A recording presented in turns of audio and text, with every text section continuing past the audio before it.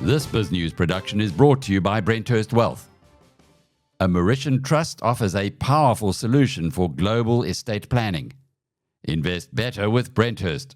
This is not the first time I've heard Donald, but it's once again quite a shocking story that you tell us, because most of us haven't got a clue about, can I call it bureaucratized theft? Yes. 40 transformation funds. Yes. How much money is going into those? So it's actually really hard to find out. That's an incredibly painful process to try to get even the value in one fund. But I can tell you the localization support fund, over $1 billion has gone in. We don't know where it's gone. If you take the Black Industrialists Fund, 40-something billion has been dispersed from the fund. And no one knows exactly what the return on that investment is. The current transformation fund, Vodacom just kindly, voluntarily, of course, donated 400 million to the fund. Even the automotive fund is 200 million a year going into there.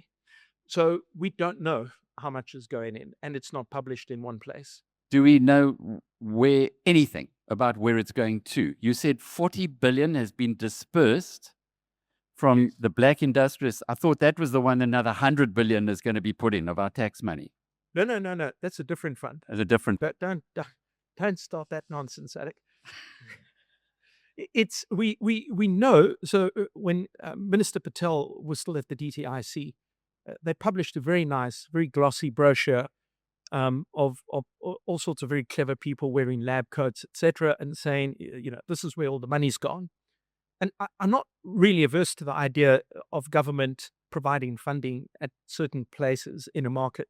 The problem here is we don't really know what happened with the money. So we don't kind of know, did 20 million go to one person? What did they do with that money? And then not only what they did with it, but what is the return on investment? How much of that money has been written off? How much has been productive? Professor William Gumede made some pretty hectic statements. And at the time, I thought, no, you're exaggerating. But from what you're saying now, there are these 40 slush funds, let's put it differently, that are being funded by government and by us, taxpayers. And we don't know, nobody seems to know, excepting whom, and that's what I have to ask you, who is making the disbursements and who knows where that money is going to? Well, so you should be sure to ask John Steenhuisen, because a huge chunk of them sit in Department of Agriculture.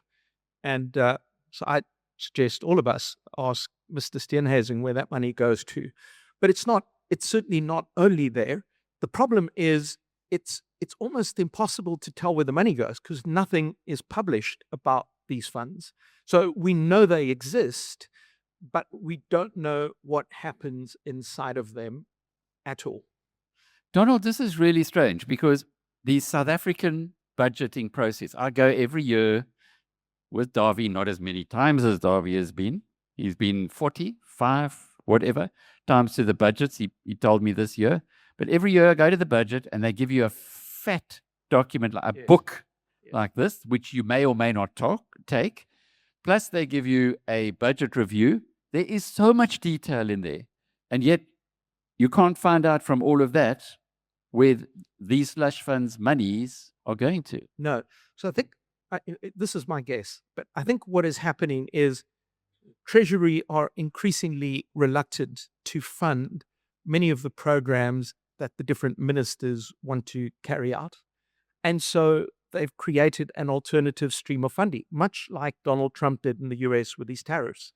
So the problem with this sort of program is it isn't obviously visible anywhere. And consequently, the normal parliamentary oversight for whatever that's worth in South Africa is considerably more limited. And of course, you need to know it exists to even know that you need to look at it. Helen Zille has, for a long time, been saying that the ANC is a criminal syndicate. I couldn't buy it. I couldn't understand it because where were the crimes being committed?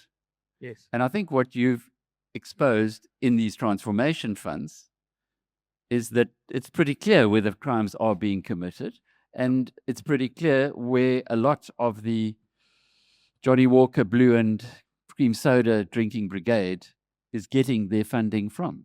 Yeah, so I'm not going to take that step and say there's anything corrupt. What I would just like to have out of this is greater visibility on what happens, and then we can all see if there is or isn't corruption. It's the secrecy around these things that are problematic in my mind, rather than the reality, because we don't know what the reality is. Okay, now I want to ask you about something else that's really, as you've been hearing in this conference, really bugging me. And that is that the Chinese are subsidizing their industry, Yep. $770 billion US dollars, virtually twice our GDP. And those products are then landing in South Africa, subsidized on their side, and we're uncompetitive, clearly. You can't fight against that kind of pressure. Dawie says, no problem. Let the consumer enjoy it. What's your take on it? I lean towards Dawie, but with a little bit of nuance. So let me go back to a comment Rob made when he said, China should never have been allowed into the WTO. So I think that's an overly simplistic view, because what was the alternative? So the idea that you're in the WTO and now you can trade, and if you're outside of the WTO, you can't trade, is simply a nonsense. You can absolutely trade. And the reason China was invited in, I think it was Lyndon Johnson who said, I'd rather have them standing inside the tent pissing out than outside the tent pissing in. And there was an element of that when China was admitted. China is an enormous economy. They have nuclear weapons. There were lots of reasons to admit them. The reason the WTO doesn't function is almost exclusively because of the US and China. So those are the two culprits that broke the WTO. But that is understandable, because the WTO's greatest benefits go to small economies. The big economies could always sail their battleship up to your shores and impose their policy on you that way. What the WTO did was it said Lesotho has the same say as the US. So I think the bigger question is what replaces that. Now, to the subsidy problem, when South Africa joined BRICS, and if any of you have read what I've written, I think BRICS is just such a ridiculous idea. There's nothing there. But when we joined BRICS, what we did was we said we're going to change our anti-dumping rules in a way, and we signed a document called the Record of Understanding with China. This is technical, so I'm going to skip the technical bits, but the bottom line is we do not treat China as almost every other country does. So we treat them like a market economy. No one thinks they are. So the result of that is much harder to impose anti-dumping duties. Minister Rob Davies was still in charge in 2010, and he makes a public announcement and he says, we will never challenge China's subsidies. And China's not the only big subsidizer. The US is currently running the world's biggest subsidy program in the form of the Inflation Reduction Act. So the subsidies are a problem everywhere. And we took political decisions to deliberately disable the instruments that the WTO makes available to deal with this. So I think subsidies are a really big problem, because you take a company and they're kind of forced to compete against the country, and that's always going to be problematic. The challenge we have is we are part of BRICS. I don't see a benefit out of BRICS, yet our membership of BRICS has caused us to disable these very important instruments. So we're vulnerable in a way that many other countries are not. But you're talking about the economic Yes. vulnerability. Forget about the political vulnerability, which is very clear for all of us. But on the economic side, are you saying that we've disadvantaged ourselves? We've been playing checkers where they're playing 3D chess, to use what they say Donald Trump's doing to the rest of the world. Yeah. So look, I don't think at the time the decision was taken understanding where it would lead. But the reality of that decision is we have instruments that we're legally allowed to use, and we took a conscious decision to not use them. And I don't know why we took that decision. Jacob Zuma was in charge at that time. He took us into BRICS. He did. So he probably thought it through really carefully. There's absolutely no doubt. And now we have he's got the game plan. So when MK comes into power, he'll be able to explain it to us. I'm 100% sure he will. And what do you think he's going to tell us? Well, we need to ask Melanie that. She comes from his neck of the woods. Permits. When you were talking about permits here, I thought, okay, I'd actually like to work for the government and then be corrupt and then have permits that I can decide who gets them, because, boy, that's an easy way to make pretty quick money. Yeah, but the permits, they're damaging, I think, in two ways. The one is they become a secondary tax, yet another tax that doesn't go through Treasury. So beforehand, we have legitimate reasons for permits. You don't want to import a pathogen in the meat that comes in, and so you have to get a permit before you can bring it in. Those permits, sometimes they carry an admin fee, but it was modest. The charges for applying for a permit is starting to shoot up. Why is that? Well, Treasury doesn't want to allocate more money, and so the departments start to raise the cost. So the permits are not cheap, and they will keep rising in price. The second thing is the legislation's poorly structured to deal with permits, and so the administrator can add all sorts of conditions to the permit that have nothing to do with the primary purpose. And Pitt touched on the agricultural permits into some markets. You now need to have a BEE rating, but it doesn't have to be that. They could say, well, you're not employing enough people, you're not, whatever it might be. And so those conditions create a very unpredictable environment, and that's not friendly to investment. Yeah, I was being sarcastic. I would have thought that permits are just a way of legalizing theft again. Well, yeah, it absolutely. I think we permit far too many things. And by the way, it's not stopping. So on the one hand, we have the DTIC saying we need to cut the red tape so that small businesses can thrive. Then we have the Department of Small Business Development, and God knows what they do. But nevertheless, they've published a bill now, which again looks to put all sorts of permits in place. So we have a federal system, kind of a federal country. It's just that each department is its own federation rather than being set at a provincial level. It's an insane situation with no coordination on any of these policies. You really are making a case for CapeXit. No, I think it is an absolutely shocking idea. But if the exit happens, I want to be on the Cape side of the exit, to be clear. And I was born here, so I think I've got like a birthright option at least. No, I think it's a terrible idea. You know, these things are thrown around without that much thought. The reality is, just imagine the cost that gets incurred to now move goods between Cape Town and Johannesburg. Now you're going to have a customs border crossing. You're going to have to put a different police force, et cetera, et cetera. We have to fix what we have. I don't see any way that either the Cape or whatever's remaining of South Africa thrives in that environment. So just remove the power from the center, which I think has been quite a strong theme at this conference. Yeah, I'm a huge fan of the power being as close to the citizen as you can get it. So fix the municipalities or let Pitt loose on the municipalities, whatever it might be. Get the municipalities to work, get the provinces to work, or get rid of the provinces. Maybe we don't need provinces. Not obvious to me what provinces do at all. Well, it's got a nice premier's residence. Well, sure. There's a good government, lots of jobs. This is true. Mm-hmm. I apologize. Paid for by taxpayers. So in South Africa, if you look at China, for example, China is really a country of municipalities. So the central control people talk about is incredibly decentralized.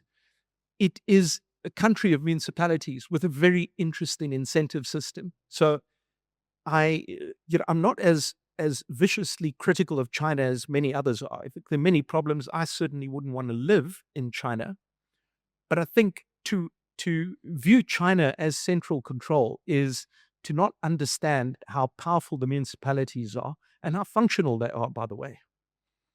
Donald, if you go back 1,000 years to Europe Yes. and the city-states, because there weren't that many countries. There were a lot of little organized, very decentralized.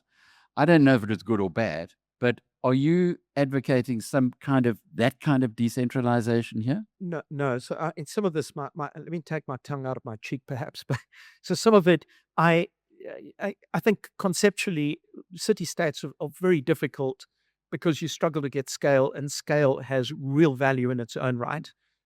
Trade requires other people to trade with, and so the more restrictive that is, I guess from my perspective, what I would find appealing is just governance to be more decentralized. I don't think you should have restrictions in people moving anywhere near as much as we have. I think it's, even within the continent, I think Africa would benefit from people being able to move more freely. But the governance needs to be closer to where the voters are, or perhaps if the voting doesn't work, close enough to where the people are that will set the mayor's house on fire when he doesn't do the job. But the idea that we have an election, we don't know who's going to run, and you kind of find out after the election who this person is that is imposed on you. I mean, this is an insane system, if you ask me. What's the logical conclusion of all of this, given that at the end of the day, it's your pocket that really matters? It's the economy that finally is the arbiter. Yeah. You'd think that would be obvious to all, but it's not obvious to me at all that is how government views this. So there's a talk of how important it is to get economic growth, but every time you're confronted with a policy that you'd look at and say, what is the effect of this policy on productivity? Then productivity inevitably loses out. So I'd written an article a couple of years ago saying that if South Africa wants to become a manufacturing powerhouse, we first need to go through the sweatshop phase. At some point, you can't be in a country where people can't get work, but can't price their own labor to find work, for example. And that is tongue-in-cheek. I'm not supporting what happened with people locked up in factories, etc. But just the idea that you're asking people to develop a set of skills by sitting at home seems outrageous to me. Yet that is where we find ourselves. No, but the reality of that, when you talk to people in those areas, and I was very involved in an NGO in Gauteng, run by a sister Catholic church, and the options for young women were prostitution or sugar daddy, and that's the reality on the ground. Sure, there is no job, but we got a lot of questions here, starting with Andrew van Dam. He wants to know, where's the DA in all this malfeasance? You absolutely have to save that for Celia's. I'm not a member of the DA. I have no idea where they are. I think the DA has, I've mixed feelings on their participation in the GNU. I think they could have done a lot better than they have, but I also understand your hands are tied to some degree. But in some cases, it feels very much like a continuation of what happened before, just under a different color banner. And a lot of Nick Binedell from Gibbs, the founder of Gibbs, says what we see from the ANC is a continuation of what the Nats did. Oh, 100%. The economy, the structure of the economy has not altered. We have a small number of oligarchs that still dominate. And I might add, those monopolies are there because they're protected by government. So there was a recent newspaper article about PG Glass. PG Glass has been found guilty of price fixing. The competition tribunal is now going to fine them. PG Glass is the second biggest user of the anti-dumping instrument in South Africa.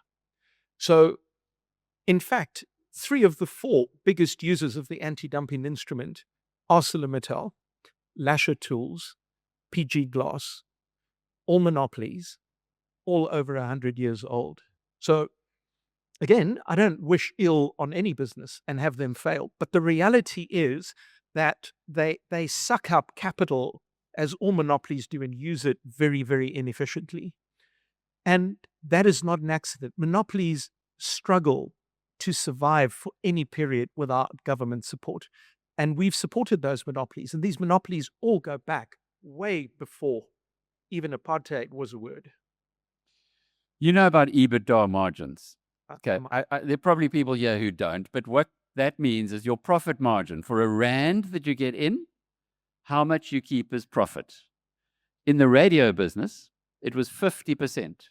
So for every rand that you spent on a radio station, you got 50 cents in profit, which is outrageous. I mean, it just doesn't happen like that. And when I challenged them, because I wanted a radio license, they said, no. We legislate for profitability. Yeah. So it's almost like there's a, it's not that people are bad, but they don't kind of get it. They don't get how the system, how business really works and how competition can be so good for consumers. Yeah, so we don't appear to care about competitiveness, which is why we end up with these bizarre situations. And again, if you have a look at what has happened with Mittal, which is a horrible situation, there's no question about it. But Mittal has been allowed to get very comfortable for a very, very long time.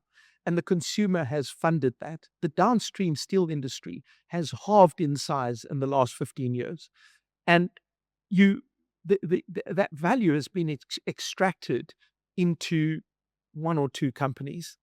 The consumer doesn't see a benefit. If we have a look, for example, at the automotive sector, which Davi mentioned, again, I want us to make cars here, but we've got to be clear-eyed about this.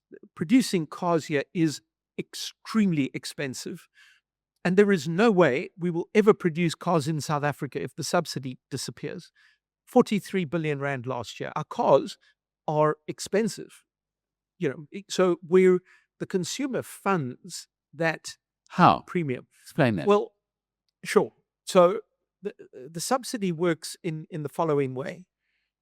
The more cars I produce, I earn up a set of certificates called production rebate credit certificates. There are varieties in there. Don't worry about those too much. And the more I produce, but you earn on a curve. So the more you produce, you're not getting 1 for 1. And it's designed to create a surplus of these certificates. I'm Mercedes-Benz. I've produced all of these cars. And so the first thing I can do is I can use these certificates to import other models of my car without paying the tariff. There's a 25% tariff on cars. 18% if you bring it out of Europe. So Mercedes-Benz, Toyota, all of them, we can import their cars, they don't pay the tariff. Then what happens is I still have surplus. And so what I do is I sell that surplus to Kia. And so SARS collects nothing. Kia will pay about 90% of that tariff to Mercedes-Benz in my example. And so now what is happening is a private company is effectively collecting the tax. It's not theoretically a tax anymore, but it's an effective tax. The effect of that is it keeps the price of the cars high because everyone is paying the tariff apart from the local manufacturers. But because the tariff is there, they've got no reason to drop their price. And that is how, and remember, in South Africa, transport is an enormous portion of the cost for poor people, particularly. People buy cars and finance them. So you're financing that premium. The costs are non-trivial for a product like that. Now, maybe we should do it. Maybe we shouldn't. but nobody wants to sit. So how much more So- am I paying for my Peugeot than I should be paying? Well, I mean, if you drive in a Peugeot, probably way more than you should be paying, in my view. Wrong answer. But I would. So we did a benchmark study a couple of years ago, and what I did was the C-Class Merc is made in South Africa, sold in the US, but it's also, of course, sold here. And so I looked at the price of the C200 at a dealership online in Boksburg. And we don't sell the C200 to the US, we only sell the C300. And so I went to Manhattan thinking one of the most expensive real estates in America. And that C-Class Merc a couple of years ago was 300,000 Rand cheaper in Manhattan than here. No, just repeat that. 300,000 Rand cheaper in Manhattan than here. But in those days, the tariff on cars into the US was zero so it's changed now. So we pay 300,000 Rand more for that vehicle in particular, because we live in South Africa, Yes. than someone buying it in the richest or the most expensive real estate in the world, in Manhattan. Yes. That's absurd. Yes. And that's because we as the taxpayers, we as the buyers of cars, are subsidizing the export to the US. That's essentially it. So we trace the money. Which brainy fool put this thing together? That's insane. Well, the money appears to go to three places. About a third of it to foreign consumers, about a third of it to labor, and that has interesting implications. Labor, of course, they would be aware of the subsidy. That has interesting implications for labor mobility because people don't leave the sector. And the third part, of course, is to the shareholders abroad. There are lots of questions for you. From Henk, I thought that the auto industry has oversight over its transformation fund. Is that correct? Yeah, I don't know the exact rules of that fund. It's possible. Maybe. Simon asks, what steps would you recommend to reduce the economic vulnerability for South African manufacturing? You have to address the basics, which is the kind of infrastructural components have to work. Municipalities, I would argue, pose the biggest risk to every business in South Africa because every business is in a municipality. You have to fix things at that level. You have to address the monopoly that Transnet still holds on rail and ports. It's starting to get broken, nowhere near fast enough. We need ports which are internally competitive with each other. We have the worst performing ports in the world. And that is an astonishing thing. I mean, you go through Africa, there are ports in countries that are at war that perform better than our ports do. You're going to be accused by the CEO of Transnet of saying vile things now. Well, as Melanie was. I'm sure I'm going to get cucked out by all sorts of people at the end of this, Alec. Swin Elgin asks, what is not good? He's talking about CapeXit, about a functional Western-oriented enclave breaking away from a corrupt, incompetent, pariah-oriented regime. Yeah, but that's not all it is. There are other things. There are markets in the rest of South Africa. I mean, yes, all of those things are true, but we have a connected geography. Our industries are tightly connected. I mean, for example, where is the Western Cape going to get their power from? Quebec? Well, sure. Wind?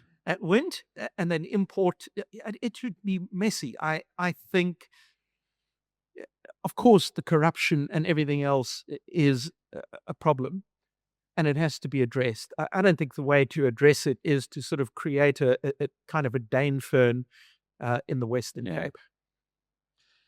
Well, the solution is decentralization, as you say, devolution of power. And maybe the DA is forgetting that, because that was their basis. Now that they look like they might even take over the main government, they seem to have forgotten that. We'll see if you're going to tell us that. You can't. You're not going to get between these people and their booze. How is it possible that there are no auditing or governance processes in place for those 40 transformation funds from Budget? Yeah, so I only became aware of these funds relatively recently, actually. I don't I don't have any idea how many of these things how most of these things came about in the first place. And remember, nobody wants to really talk about them. So it's it's unbelievably difficult to get information. I don't think I don't think you should have an alternative to Treasury. I think it's important that if you're going to collect a tax, it goes into the National Revenue Fund and gets distributed. I'm not fond of this sort of decentralization without oversight. Who would be able to get information on it? Can Ian Cameron, I mean, he's the parliamentary committee chairman for police. Can he get it? Well, so some of the information we've picked up has actually come through different parties asking parliamentary questions, for example. But the answer is I don't know. I'm also worried that the 40 is just what we're aware of. No reason to think there aren't more than 40. Yes. What industries do you think South Africa should focus on? That's from Sandy. I think we underemphasize services more generally. And I think there's no question that manufacturing has a greater job multiplier effect, etc. The problem is we have to focus on the profile of our economy as it is, which is a country that is energy scarce, water scarce. Most of it seems to be leaking into the ground at the moment. And we have a largely unskilled workforce. So in that environment, you've got to say, how do we create jobs for those people? And I don't think many of those people are going to find themselves in manufacturing. The risks of setting up a services type business is just much lower. You're consuming less energy, all of those things. You typically are not transporting all sorts of things on the road. So the ability to do more of that, is just, to my mind, a good idea. But of course, the effect is it doesn't pay as well. The problem is sitting at home unemployed also doesn't pay that well. And I think we underemphasize the role of services and overemphasize the role of manufacturing without wanting to fix the things that would allow us to have a competitive manufacturing sector. So don't mince your words. What do you think of the 100 billion rand Black Industrialists Fund? Now, I don't know what these funds are trying to accomplish. No. You don't know? Or you're not going to tell us what you think? Well, no, I've asked the question, what are we trying to accomplish? I mean, I've asked the question directly to the minister, and I can't get an answer that makes sense to me. We were asked to do a very short study on funding alternatives, which exist. And there's no shortage of money, including in these other funds. So the idea that you always have to create a new fund is just, we're not understanding what is it that the National Empowerment Fund does with their money. You don't really know. So why create a new fund if we don't know why the others are performing poorly? But are you not being naive? Absolutely. Donald Mackay, thank you. This BizNews production is brought to you by Brenthurst Wealth. The wealthy aren't leaving South Africa, but their trusts are moving offshore. Invest better with Brenthurst.